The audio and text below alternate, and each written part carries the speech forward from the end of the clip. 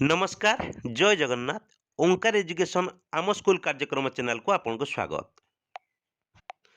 आसंतो जानिबा 31/1/2024 शनिवार दिन क्लस्टर स्तरीय सप्तम एमसीए मीटिंग रो एजेंडा गुडी को कौन रही। ये चिट्ठी रही Odisha school education programme authority Shiksha Soudha Bhubaneswar ठारू लेटर नंबर रही 609 dated 17/1/2024 Shrimati Nirupa Behera OS joint director of pedagogy क्या रही to all DO cum DPC Samagra Shiksha Odisha subject रही conduct of 7th monthly cluster level meeting on 31 January 2026 Saturday cross the state reference letter TSCRT letter number 133 dated 7/1/2024 ये पूर्वर letter होइतिबा TSCRT रो letter अनुसार 1/3 dated 7/1/24 letter अनुसार से पूर्वर होबाकु थिबा सप्तम cluster स्तरीय MCA मीटिंगटा 30 January रे हेबाकु जाउची। एबे देखिबा सेही 133 लेटरटी कौन रही। ए हेउची सेही letter director of teacher education and SCERT Odisha Bhubaneswar letter number 133 dated 7/1/2024 एथिरे तार समस्त एजेंडा बा कंटेंट सब रही sharing of conduct of 7th monthly cluster level meeting. एबे आसंतु जानिबा संपूर्ण कौन विषय वस्तु रही। मासिक क्लस्टर स्तरीय बैठक जनवरी 2026 क्रमिक संख्या विषय वस्तु और समय अवधि रही। प्रथमे स्वागत कार्यसूची सूचना प्रदान करेंगे सीआरसीसी माने समस्त शिक्षक शिक्षयित्री मानक। दुईरे पूर्व बैठक विषय वस्तु आलोचना जोटी आमर होता 6th एमसीएम बैठक में आलोचना होता जे डिसेम्बर मासर एमसीएम बैठक में सेटा आलोचना करेंगे कौन कौन विषय वस्तु पूर्व मासर थिला 10:15 रु 10:30 3 थिला पंचम श्रेणी और अष्टम श्रेणी वार्षिक परीक्षा 2025-26 तार मौलिक स्तर शिक्षण सर्वेक्षण एवं तार मूल्यांकन किपरि रहिबो केते % गुरुत्व दिया से विषय आलोचना करेंगे। 4 रही जानुआरी मासर शैक्षिक कैलेंडर जानुआरी मासर शैक्षिक कैलेंडर जहाँ अच्छी से गुड़िक आलोचना करेंगे। एबे तो जानुआरी मास सरला बैठक हो फेब्रुआरी मास फेब्रुआरी मास आरंभ हो तेणु 4 रही जानुआरी मासर शैक्षिक कैलेंडर ता सहित शिशु बाटिका प्रथम द्वितीय श्रेणी एमती समस्त अष्टम श्रेणी पर्यंत समस्त विषय शैक्षिक कैलेंडर गुड़िक आलोचना करेंगे। तार पाठ्यखसड़ा अनुजाई किपरि समाप्ति करेंगे से गुड़िक विषय आलोचना करेंगे। जानुआरी एवं डिसेम्बर दुईटी मासर शैक्षिक कैलेंडर विषय आलोचना करी परीक्षा पूर्व समस्त विषय वस्तु को पाठ्यखसड़ा समाप्त करने आलोचना करेंगे। 5 रही श्रेणी परिचालना बहुश्रेणी भाषा और संख्यागान उपर बहुश्रेणी पाठटिका प्रस्तुत करने शिक्षक मानक बुझाइबे से रही शिशु बाटिकार तृतीय श्रेणी पर्यंत मल्टी क्लास आमर क्लासरूम नवा किपरि नवा कौन विषय रही भितर अच्छी स्वतंत्र पीपीटी गोटे अच्छी देखिकी से भाया विद्यालय शिक्षक शिक्षयित्री मैंने किपरि बहुश्रेणी पाठटिका प्रस्तुत कर उपस्थापन करेंगे से भितर बुझाइबे। तापर मध्याह्न भोजन 1 ରୁ 2टा पर्यंत रही। 6 रही विद्यालय परिदर्शन और आलोचना यही प्रसंग रे विद्यालय जो विद्यालय एमसीएम बैठक हो से बैठक से विद्यालय समस्त शिक्षक शिक्षयित्री माने परिवेश बुलिबे बुली आस सारापर श्रेणी गृह बसी उक्त विद्यालय समस्त भौतिक और शैक्षिक परिवेश गुड़िक से उपस्थापन करेंगे कौन भल लगिला कौन अधिक आवश्यकता रही आ कौ गुड़िक निज निज विद्यालय करने को इच्छा प्रकाश कर से विषय सब मत उपस्थापन करेंगे। तापर श्रेणी पर्यवेक्षण साधनी COT और शिक्षण सपन रजिस्टर श्रेणी में शिक्षादान कला बेले पर्यवेक्षण कला बेले कौन कौन माने तार साधनी तार टूल्स तार टेक्निक कौन कौन व्यवहार करा से विषय में सीआरसीसी बुझाइबे। आउ शिक्षण सपन रजिस्टर जो प्रति मास पूरण करेंगे शिक्षक मैंने से शिक्षण सपन रजिस्टर को लेकिन जाइए बैठक को पूरण करेंगे जब न करेंगे भल भाव में बुझे सीआरसीसी को से अनुसार पूरण करेंगे। तापर आगामी कार्य योजना कौन रे अनुसार आपण आलोचना करेंगे।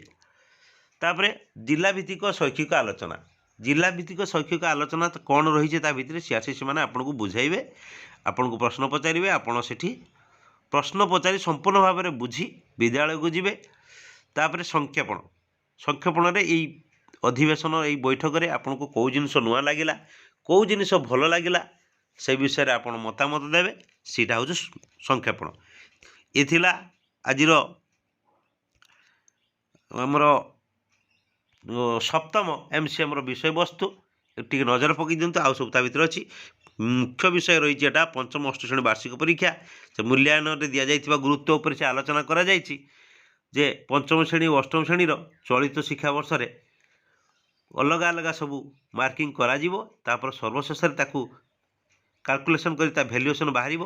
ଯେ ସେଥିରେ ରହିଛି ପଞ୍ଚମ ଶ୍ରେଣୀର ଜଣେ ଶିକ୍ଷାର୍ଥୀ ଫର୍ମାଟିଭ୍ 1, ଫର୍ମାଟିଭ୍ 2 ଏବଂ ସୁମଟିଭ୍ 1 ଯଥାକ୍ରମେ ଏକ୍ଜାମ୍ପଲ୍ ଦେଇଦେଇଛି 20, 20, 30 ନମ୍ବର ରଖିଛି। ଆଉ ପ୍ରକଳ୍ପ କାର୍ଯ୍ୟରେ 16 ରଖିଛି, ଆଉ ଲିଖିତ କାର୍ଯ୍ୟରେ 8 ରଖିଛି। ତେଣୁ ତାକୁ ଭ୍ୟାଲୁଏସନ୍ କରି କିପରି ତା ମାର୍କଟା ବାହାର ହେଉଛି, ମୋଟ ନମ୍ବର ବାହାର ହେଉଛି, ସେଇଟାକୁ ଟିକେ ବୁଝିବେ। ସିଆସି ସେମାନେ ଆପଣଙ୍କୁ ବୁଝେଇ ଦେବେ। ତାପରେ ସେଇ ଅନୁସାରେ ଆମେ ମୂଲ୍ୟାୟନ ରେଜିଷ୍ଟରରେ ଲେଖିବା। ସବୁ ପାନା ଅଲଗା ଅଲଗା କରିଦେବା। ଫର୍ମାଟିଭ୍ 1 କେତେ ରଖିଲା, ଫର୍ମାଟିଭ୍ 2ରେ କେତେ ରଖିଲା, ସୁମଟିଭ୍ Aରେ କେତେ ରଖିଲା। ଆଉ ଦୁଇଟା ପାନା ବଢ଼ିଯିବ ଯେ ପ୍ରକଳ୍ପ ଆଉ ଲିଖିତ ବାର୍ଷିକ। 6ଟି ପାନାର ମାର୍କକୁ ଲେଖି ରଖିବେ। ତାପରେ ତଳକୁ ହିସାବ କରିବେ। ଏଇ ଆଧାରରେ ହିସାବ କରିବେ। କାହିଁକି ନା ଫର୍ମାଟିଭ୍ A ହେଲା 25, ଫର୍ମାଟିଭ୍ 2 ହେଲା 25 ମାର୍କ, ସୁମଟିଭ୍ 1ରେ ହେଲା 50 ମାର୍କ ହେଇଯାଇଥିଲା। ବର୍ତ୍ତମାନ ପ୍ରକଳ୍ପ କାର୍ଯ୍ୟ ଆମର 20 ମାର୍କ, ଲିଖିତ 10 ମାର୍କ। ତାକୁ ଟୋଟାଲ୍ କାଲକୁଲେସନ୍ କରାଯିବ। ବାର୍ଷିକ ପରୀକ୍ଷା ପରେ ତାକୁ ହିସାବ କରାଯିବ। ମୂଲ୍ୟାୟନ ରେଜିଷ୍ଟରକୁ ଉଠେଇ ତାକୁ କିପରି ହିସାବ କରିକି ମୂଲ୍ୟାୟନ କରାଯିବ, ଏହି ମାସ ଏହି ବୈଠକରେ ଆପଣମାନେ ଭଲ ଭାବରେ ବୁଝିଦେବେ। ସେଇ ବୈଠକରେ ହିଁ କ୍ଲିଅର୍ ହେଇକି ଆସିବେ, ନହେଲେ ଆପଣ ବିଦ୍ୟାଳୟରେ କରିପାରିବେ ନାହିଁ। ପଞ୍ଚମ ଅଷ୍ଟମ ଶ୍ରେଣୀର ପ୍ରତ୍ୟେକ ବିଷୟରେ ସମସ୍ତ ଲିଖିତ କାର୍ଯ୍ୟ, ପ୍ରକଳ୍ପ କାର୍ଯ୍ୟ ଫେବୃଆରୀ ପ୍ରଥମ ସପ୍ତାହ ସୁଦ୍ଧା ସାରିବେ। ମନେ ରଖନ୍ତୁ ଯେ ଆମର ଫର୍ମାଟିଭ୍ 1, ଫର୍ମାଟିଭ୍ 2 ସରିଯାଇଛି, କିନ୍ତୁ ଆମର ପ୍ରକଳ୍ପ କାର୍ଯ୍ୟ ଆଉ ଲିଖିତ କାର୍ଯ୍ୟଟା ସରିନାହିଁ। সেই ଅନୁସାରେ କିପରି କରିବେ ସିଆସି ଆପଣଙ୍କୁ ବୁଝେଇ ଦେବେ ଯେ ଫେବୃଆରୀ ପ୍ରଥମ ସପ୍ତାହ ସୁଦ୍ଧା ସେଇ କାର୍ଯ୍ୟଟା ସାରି ଦେଇକି ମୂଲ୍ୟାୟନ ରେଜିଷ୍ଟରକୁ ଉଠାଇ ଦେବେ। ବାର୍ଷିକ ପରୀକ୍ଷାରେ ଗୋଟିଏ ବିଷୟରେ ଆଉ ସବୁ ହିସାବ ପରେ ମୋଟ ନମ୍ବର 30ରୁ କମ୍ ରହିବ, ତେବେ ଶିକ୍ଷାର୍ଥୀଟି ସେଇ ବିଷୟ ପ୍ରତି ଆଉ ଥରେ ପରୀକ୍ଷା ଦେବ। ଅର୍ଥାତ୍ 30 ନମ୍ବର କେତେବେଳେ, ଯଦି ଏଇଠି ଟୋଟାଲି ମାର୍କ ଯେଉଁ ଗୋଟେ ଏକ୍ଜାମ୍ପଲ୍ ଦେଇଛି, ଏକ୍ଜାମ୍ପଲ୍ରେ ମୋଟ ନମ୍ବର 69 ରଖିଛି, ଏଇ ଟୋଟାଲ ଭ୍ୟାଲୁଏସନ୍ ପରେ ସେଠି ଯଦି 69 ରୁ ତ ବହୁତ ନମ୍ବର ଅଛି, ସେଇଠି ଯଦି 30ରୁ କମ୍ ରୁହେ ସେ ପିଲାଟି ଶିକ୍ଷାର୍ଥୀଟି ଆଉ ଥରେ ପରୀକ୍ଷା ଦେବ। ଆଉ ଥରେ ପରୀକ୍ଷା ଦେବ ଯେତେବେଳେ ଦେବ, ଆମର ଯେଉଁ ଅଭ୍ୟନ୍ତରୀଣ ମାର୍କ ରହିଥିଲା ଏଠି ମାନେ ଆସେସମେଣ୍ଟ 60%, ଏଇ ଯେଉଁ ଲିଖିତ କାର୍ଯ୍ୟ ପ୍ରକଳ୍ପ କାର୍ଯ୍ୟ ସେଗୁଡ଼ାକୁ ଆଉ ଧ୍ୟାନ ଦିଆଯିବ ନାହିଁ। ସେଥିରେ 4 ସପ୍ତାହ ପ୍ରତିକାରମୂଳକ ଶିକ୍ଷାଦାନ ପରେ ଶିକ୍ଷାର୍ଥୀର ପୁନଃ ପରୀକ୍ଷା ଦେବ। ସେତେବେଳେ ସେ ପରୀକ୍ଷାରେ କେବଳ ସେଇ ପରୀକ୍ଷାରେ ରଖିଥିବା ନମ୍ବରକୁ ହିସାବକୁ ନିଆଯିବ। ଅଭ୍ୟନ୍ତରୀଣ ମୂଲ୍ୟାୟନ ବା ଇଣ୍ଟରନାଲ୍ ମାର୍କ ତାକୁ ଆଉ ହିସାବ ନିଆଯିବ ନାହିଁ। ଯଦି ଏକାଥରକେ ପିଲାଟି ପାସ୍ କଲା ସେଇ ଭ୍ୟାଲୁଏସନ୍ରେ 30ରୁ ଅଧିକା ରଖିଲା, ସେ ପିଲାଟି ପ୍ରମୋସନ୍ ହେବ, ନହେଲେ ତାକୁ ଆଉ ଥରେ ଗୋଟିଏ ମାସ ନିଦାନାତ୍ମକ ଶିକ୍ଷାଦାନ କରାଯିବ। ଏ ପ୍ରଶ୍ନପତ୍ର ପ୍ରସ୍ତୁତି ଏଇଟା ତ କିପରି ଆମର ମୌଖିକ ଆଉ ଲିଖିତ ମୋଟ ଆସିବ ଦେଇଛି। ଏଇଠି ବସ୍ତୁନିଷ୍ଠ ଆଉ ବ୍ୟକ୍ତିନିଷ୍ଠ କିପରି ପ୍ରଶ୍ନ ରହିବ ପଞ୍ଚମ ଅଷ୍ଟମର ଦେଇଛି। ଆପଣ ଏଇଭଳିଆ କ୍ୱେଶ୍ଚନ୍ ଆସିବ। ବିଶେଷ କରି ଆମର ଜାଣିବାର ଅଛି ଲିଖିତ କାର୍ଯ୍ୟ ପ୍ରକଳ୍ପ କାର୍ଯ୍ୟ କିପରି କରିବା। ଲିଖିତ କାର୍ଯ୍ୟ ଏଇଭଳିଆ କରାଯିବ। ନିୟମିତ ଶ୍ରେଣୀଗୃହରେ ସମ୍ପାଦିତ ହେଉଥିବା କାର୍ଯ୍ୟଗୁଡ଼ିକ ଅନ୍ତର୍ଭୁକ୍ତ, ଯେପରି ପାଠ୍ୟପୁସ୍ତକରେ ଥିବା ଅଭ୍ୟାସ ପାଠ୍ୟ, ନ୍ୟସ୍ତ କାର୍ଯ୍ୟ, କାର୍ଯ୍ୟଫର୍ଦ୍ଦ, ସୂତ୍ର ଲିଖନ, ହସ୍ତାକ୍ଷର ଇତ୍ୟାଦି। এইটা ହେଉଛି ଆପଣ ଲିଖିତ କାର୍ଯ୍ୟରେ କ'ଣ କ'ଣ କେତେ ରଖିছে ଆପଣ ଏଇଟା ତାକୁ ମାର୍କଟା ଦେଇଦେବେ। ଲିଖିତ ପାନାରେ ଆପଣ ମୂଲ୍ୟାୟନ ରେଜିଷ୍ଟରରେ ଚଢ଼େଇ ଦେବେ କି ପିଲାର ଦକ୍ଷତା ଅନୁଯାୟୀ। ଆଉ କ'ଣ ଉଭୟ ପଞ୍ଚମ ଓ ଅଷ୍ଟମ ଶ୍ରେଣୀର ପ୍ରତ୍ୟେକ ବିଷୟ ପାଇଁ ଅନ୍ୟାନ୍ୟ 2ଟି ଲିଖିତ କାର୍ଯ୍ୟ ଓ 2ଟି ପ୍ରକଳ୍ପ କାର୍ଯ୍ୟ କରାଯିବ। ଏଥିମଧ୍ୟରୁ ଯେଉଁଥିରେ ଶିକ୍ଷାର୍ଥୀଟି ଅଧିକ ନମ୍ବର ରଖିଥିବ ସେହି ନମ୍ବରକୁ ଗ୍ରହଣ କରାଯିବ। ଏଠି ଅଷ୍ଟମ ପଞ୍ଚମ ଉଭୟ ପାଇଁ ଦୁଇଟା ଲିଖିତ କାର୍ଯ୍ୟ ଆଉ 2ଟି ପ୍ରକଳ୍ପ କାର୍ଯ୍ୟ ସେମାନଙ୍କୁ ଦିଆଯାଇଥିବ। ସେଥିମଧ୍ୟରୁ 2ଟା ଅର୍ଥାତ୍ ଷାଣ୍ମାସିକ ପୂର୍ବରୁ ଷାଣ୍ମାସିକ ପରୀକ୍ଷା ପରେ যেটা ପ୍ରକଳ୍ପ କାର୍ଯ୍ୟ ଲିଖିତ କାର୍ଯ୍ୟ ସେଟାକୁ ସ୍ଥାନ ଦେବେ, ଆଉ ବାର୍ଷିକ ପରୀକ୍ଷା ପରେ ପ୍ରକଳ୍ପ କାର୍ଯ୍ୟ ଆଉ ଲିଖିତ କାର୍ଯ୍ୟ ଦେବେ। 2ଟା ପରୀକ୍ଷା ଭିତରେ ଯେଉଁଟାକୁ ଅଧିକ ନମ୍ବର ରଖିଥିବ ସେଟାକୁ ଆପଣ ଭ୍ୟାଲୁଏସନ୍ କଲାବେଳେ ନେବେ। ପଞ୍ଚମ ଶ୍ରେଣୀର ପ୍ରତ୍ୟେକ ଲିଖିତ କାର୍ଯ୍ୟ ପାଇଁ 10 ନମ୍ବର ରହିବ ଓ ଅଷ୍ଟମ ଶ୍ରେଣୀର ପ୍ରତ୍ୟେକ ଲିଖିତ କାର୍ଯ୍ୟ ପାଇଁ 5 ନମ୍ବର ରହିବ। ଗୋଟେ ଲିଖିତ କାର୍ଯ୍ୟ ତାକୁ ଦିଆଯିବ, ସେ ତାକୁ एपरिक गोटे छवि दि जाइए से छवि देखिकी से 5टी वाक्य लिखिब। गोटे गाँ हाट विषय जड़े 10 धाड़ी लिखिब, सेटा हूँ लिखित कार्य। प्रत्येक श्रेणी प्रत्येक गल्प प्रत्येक प्रकल्प 20 नंबर रही, अष्टम श्रेणी प्रकल्प 15 नंबर हम। प्रकल्प कार्य कहले गोटे कार्ड प्रस्तुत करके दिज्व। गाँव विभिन्न गोष्ठी मानक से चिन्हब, गाँव कौ कौ प्रकार गोष्ठी अच्छा पचारि बुझीब, से नाम ठिकना से कौन कौन कार्य कर जीवन निर्वाह करती। ये गोटे एग्जाम्पल भाया प्रकल्प कार्य। तेना कागज लिखि समस्त ड्रॉइंग पेपर गोटे देवे ना A4 साइज कागज देवे। से प्रकल्प ना आउ रोल नंबर श्रेणी सब लिखिकी देवे। सी निजे लिखिकी आणिकी दाखल करेंगे, घर को नहीं जाए कागज, से कागज सी बनईकी आणवे।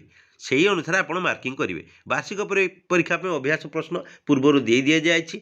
आमर 96 पेज गोटे क्वेश्चन आसीथिला।